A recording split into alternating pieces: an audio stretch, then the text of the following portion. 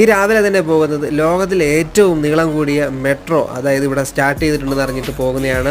Saudi അറേബ്യയിലെ റിയാദിലാണ് ഉള്ളത്.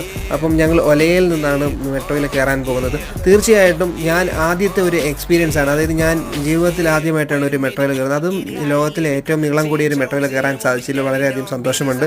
അങ്ങനെ കാർഡും വെച്ച് നേരെ പോവുകയാണ് മെട്രോയിലേക്ക്. ഏത് സാധാരണക്കാർക്കും ഉപയോഗിക്കാൻ പറ്റുന്ന രീതിയിൽ തന്നെയാണ് ഇവർ കൈകാര്യം ചെയ്തിരിക്കുന്നത്.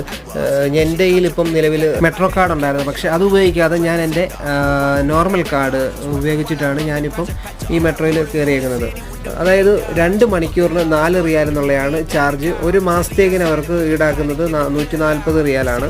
അങ്ങനെ കണ്ടിന്യൂസ് ഓഫീസിൽ പോകുന്നവർക്കൊക്കെ വളരെയധികം യൂസ്ഫുൾ ആവുന്ന ഒരു മെട്രോ സൗകര്യമാണ്. ഏതാണ്ട് റിയാദിൽ 75ഓളം കിലോമീറ്ററോളം ടണലുകൾ തന്നെ ഇത് കവർ എടുക്കുന്നുണ്ട്. അത്യാവശ്യം നല്ല രീതിയിൽ, അതായത് നീളം കൂടിയ മെട്രോ എന്നാണ് സൗദി അറേബ്യ